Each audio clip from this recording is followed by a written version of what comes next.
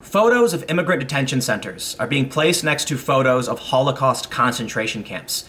ICE agents are being called Nazis. People are saying we are witnessing the rise of fascism in the United States, that the president is a fascist, and that the US today is the same as Weimar Germany was before the rise of the Nazis. The rhetoric is getting more and more extreme, and the political factions are pulling further and further away from each other.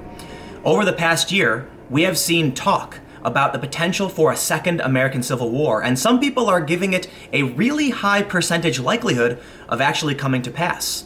This past month, we have seen some articles saying we might be facing a second American Civil War.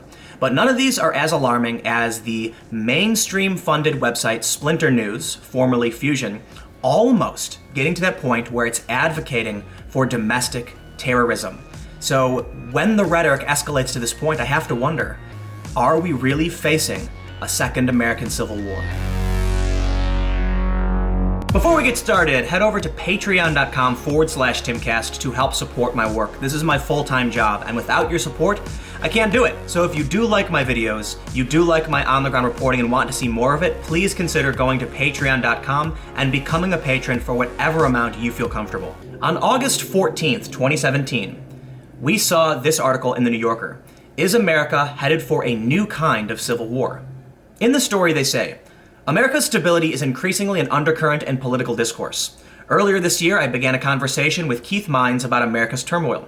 Mines has spent his career in the U.S. Army Special Forces, the United Nations, and now the State Department, navigating civil wars in other countries including Afghanistan, Colombia, El Salvador, Iraq, Somalia, and Sudan. He returned to Washington after 16 years to find conditions that he had seen nurture conflict abroad now visible at home. It haunts him. In March, Mines was one of several national security experts from foreign policy asked to evaluate the risks of a second civil war, with percentages. Mines concluded that the United States faces a 60% chance of civil war over the next 10 to 15 years. Other experts' predictions ranged from 5% to 95%. The sobering consensus was 35%, and that was 5 months before Charlottesville. We keep saying it can't happen here, but then holy smokes, it can. Mines told me after we talked on Sunday about Charlottesville. The pattern of civil strife has evolved worldwide over the past 60 years. Today, few civil wars involve pitched battles from trenches along neat geographic front lines. Many are low-intensity conflicts with episodic violence in constantly moving locales. Mines' definition of a civil war is large-scale violence that includes a rejection of traditional political authority and requires the National Guard to deal with it. On Saturday, McAuliffe put the National Guard on alert and declared a state of emergency. We saw the street battles last year, we saw Charlottesville, but the rhetoric hasn't slowed down, and there have been a few street battles this year. Those street battles aren't the defining factor of whether or not we are facing a civil war. It's certainly the most important to pay attention to. Look, I think it's fine if we're yelling at each other and things get annoying. Having someone kicked out of a restaurant is rather silly, but it's not the end of the world, and if that is the extent of a second civil war, I wouldn't call it a war. I would call it civil annoyance between political factions. But the rhetoric is escalating, and there are a few things that have caught my attention that have me particularly worried. Yesterday, we saw this tweet from Claire Lehman. Pyramid of White Supremacy, published by Salisbury University, expressing attitudes such as, there are two sides to every story, and we all belong to the human race, are considered to support lynching and mass murder. And we see this photo, the Pyramid of White Supremacy. In this photo it says, in a pyramid, every brick depends on the ones below it for support. If the bricks at the bottom are removed, the whole structure comes tumbling down. At the top of this pyramid, we can see genocide. It says mass murder and unjust police shootings. There have been many unjust police shootings in this country. In fact, many countries have unjust police shootings. But this pyramid is making it seem like that is only one step away from mass murder. Now, mass murder and police shootings rely on all of these other bits below it. What's particularly alarming, as Claire Lehman mentioned, is there are two sides to every story, and we are all part of the human race, are considered to be support for genocide. At the bottom, remaining apolitical is considered support for white supremacy and genocide. Politics doesn't affect me. It's just a joke. Why can't we all get along? This is just a bit of propaganda that's being shared, but it's coming from Salisbury University.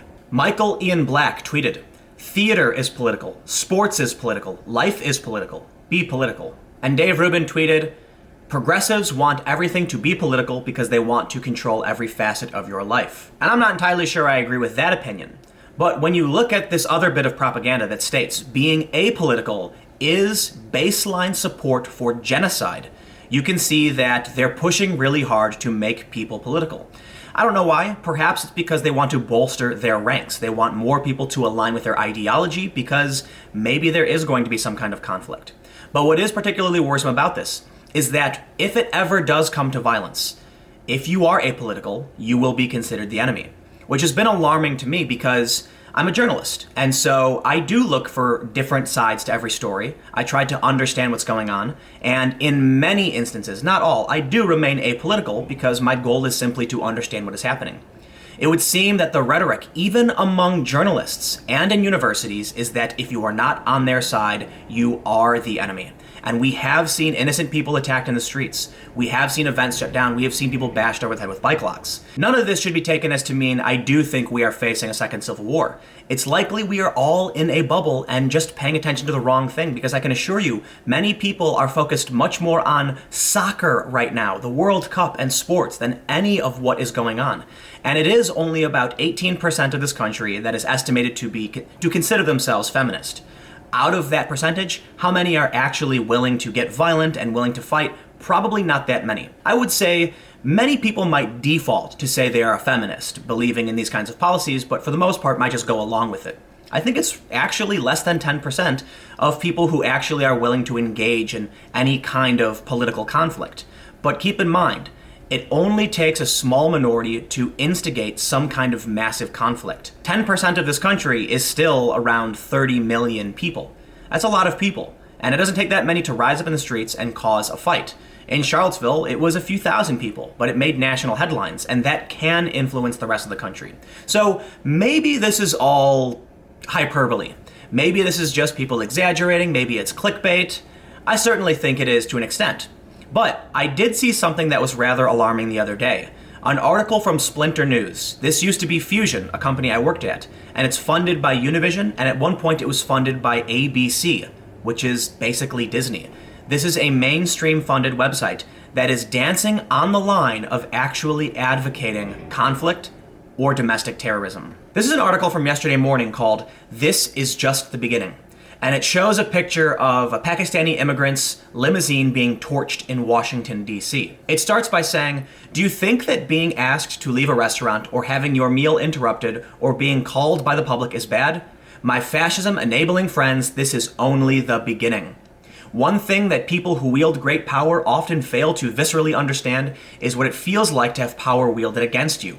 This imbalance is the source of many of the most monstrous decisions that get made by powerful people and institutions." Further down in the story, it says, "This is all going to get more extreme, and it should." And this is what I want to highlight, the "and it should." Because this statement right here is advocacy for more extreme behavior. And what kind of behavior are they specifically talking about? It says, "Wait until the recession comes. Wait until Trump starts a war. Wait until the racism this administration is stoking begins to explode into violence more frequently. Read a effing history book. Read a recent history book. The US had thousands of domestic bombings per year in the early 1970s. This is what happens when citizens decide en masse that their political system is corrupt, racist, and unresponsive. The people out of power have only just begun to flex their dissatisfaction. The day will come, sooner than you all think, when Trump administration officials will look back fondly on the time when all they had to worry about was getting hollered at a Mexican restaurant. When you aggressively F with people's lives, you should not be surprised when they decide to F with yours." And again, this statement begins with this sentence: "This is all going to get more extreme, and it should." I found that to be rather alarming. I don't want to imply that this person actually is saying it should get more extreme to the degree of domestic bombings, but I can't help but wonder what they really mean. This is a Univision-funded website. Splinter News is a part of the Fusion Media Group. This includes The Onion, The Root, the old Gawker properties. And this is a person saying it should get more extreme. Don't forget, there were thousands of domestic bombings in the United States. What is fair to assume here? I don't want to imply intent, but it sounds to me, at least, like this person is saying maybe there should be some kind of bombings. Now, a lot of people have said to me, Tim, the military is going to win. These protesters don't stand a chance, and talking about it is pointless because they're just kids protesting.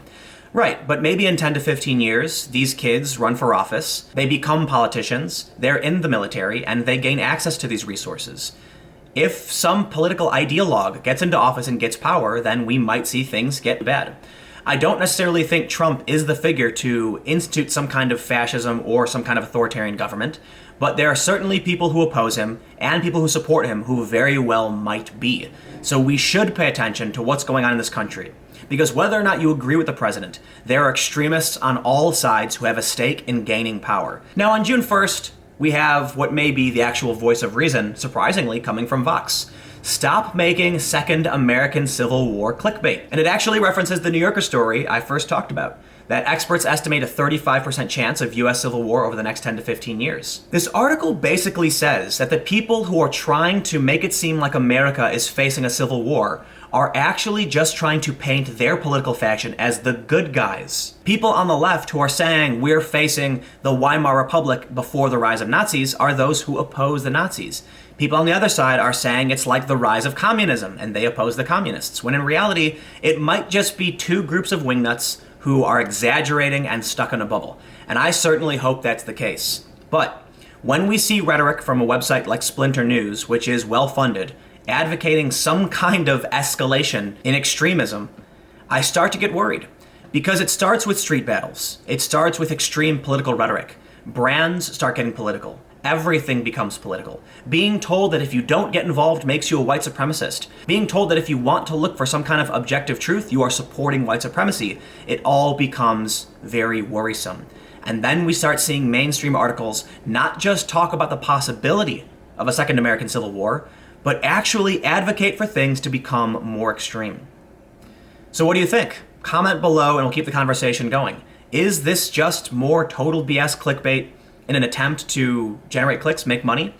Is it possible we actually are facing a civil war? And I guess more importantly, is it possible that the clickbait rhetoric is actually pushing that drive, is actually pushing the belief and creating a self-fulfilling prophecy? In which case, am I at fault for doing the same thing right now?